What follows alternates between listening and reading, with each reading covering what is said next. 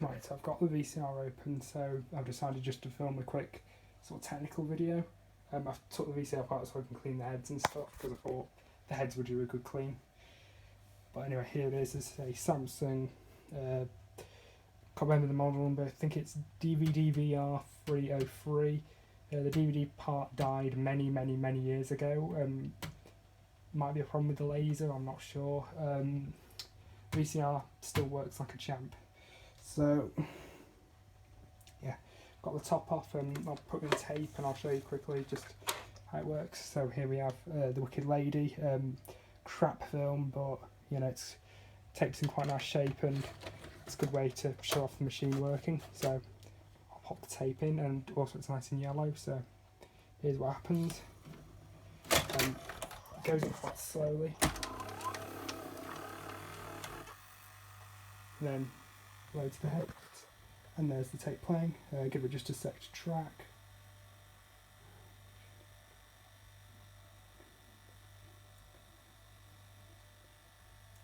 And that's just that's not from the VCR. That's just something that at the beginning of the tape you get sort of that stuff with a lot of early cinema clubs.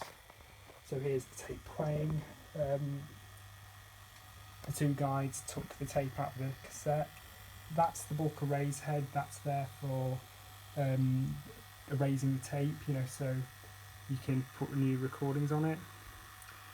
It's the first P guide. There's the back tension arm, which you can't see right there. That provides back tension. There's the video head drum spinning. This is a massive drum which has these tiny little cutouts. These tiny little cutouts, which are the video heads. Goes into the second guide. That's the audio head. This that's for if the tape is longitudinal sound. This is a hi-fi machine, so it uses both. If a tape unit is recorded with hi-fi sound, it will play it with hi-fi, unless of course like the tape's damaged or it can't really pick it up. That's also the tracking head. So you know, because basically all VCRs are different. So you know, it has to track it, you know, so that they play it properly.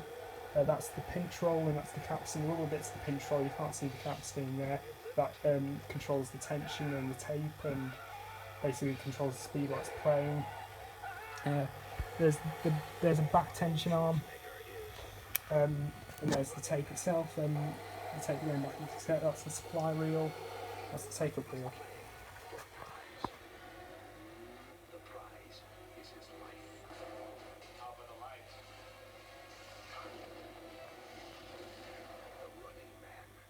I'll fast forward a little bit.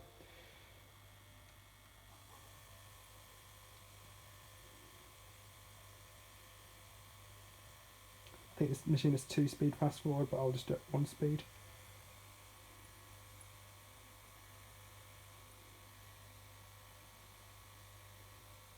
This tape's in really nice shape. It was one of the ones that was found in the garage and had like no mould on it whatsoever. And there we'll get a bit some nice sound.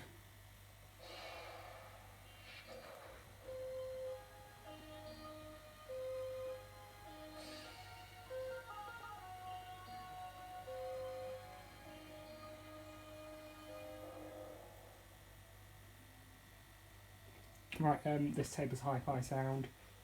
You might have noticed on the back it said standard play long record. For some reason the hi-fi on this tape's not mastered properly. I found this out when I digitised it, because the audio was coming out of the left speaker only. And I know it's not a problem with the deck I was using, because when like the hi-fi would pop, it'd come out of both speakers, so that suggests to me that there's something wrong with the way the tape was mastered. But yeah, it's playing perfectly, and I'll hit stop and I'll fast forward a bit into the film. Hopefully I won't hit a dodgy bit, because this comes quite dodgy in some parts.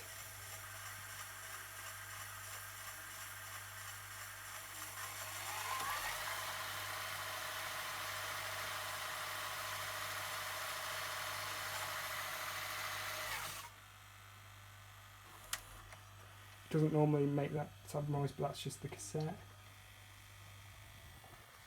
You cared for me after Father died. I looked after the house for you.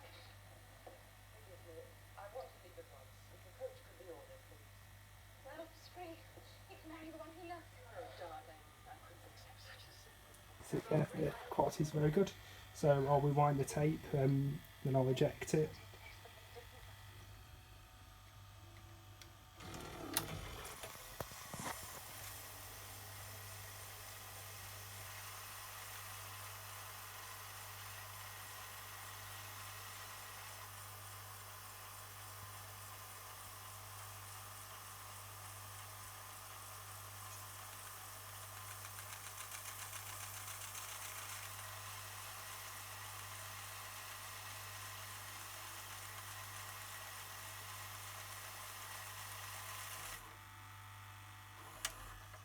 Then it slows it down a bit, by the time it reaches the end. So that way, it doesn't pull the tape off the reel. And then it reaches the end.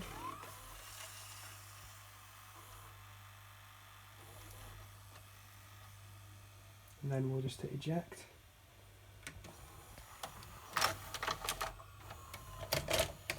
And there's the tape back.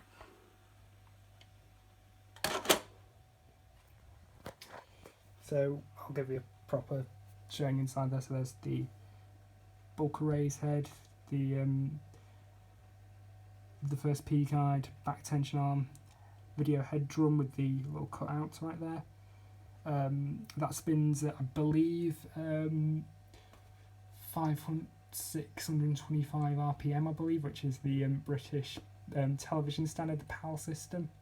The tape, it records the signal. There's diagonal stripes on the tape. And pretty much a lot of videotapes have a small crease and stuff, where there's a couple of creases, right at the start, but that's usually just line up and stuff, so it's not actually damaged any program material. Basically, this is just iron oxide glued onto a long strip of plastic.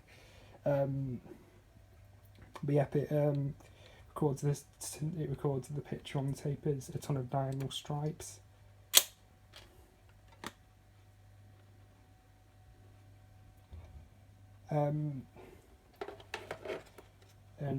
It's basically each field because it's interlaced.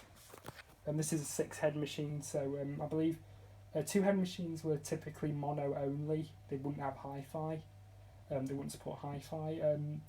4-head machines would do support hi-fi, and I don't know what exactly the other additional heads are for.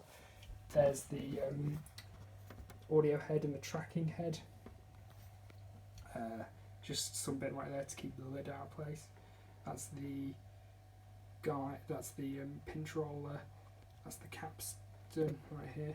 No, that's the capstan. That's the pinch roller. Keep getting the two confused. The pinch roller is made out of rubber. I believe that white stuff is I don't know what it's called. It's something that begins with T, which basically means like rubber degrades. I mean, it's very old. Well, it's quite old, this machine, so it's had a lot of use. But the pinch roller still works. It's still, it's still rubbery. It still has nice tension and stuff. There's the front tension arm. This basically puts the tape back into the cassette, which for some reason on this machine is made out of plastic. On basically every other VCR I've seen and taken apart, it's always made of metal. So you can kind of tell how cheap this VCR is, but it's about 16 years old, built like a tank, still works. Anyway, that's it for the moment, so one for now.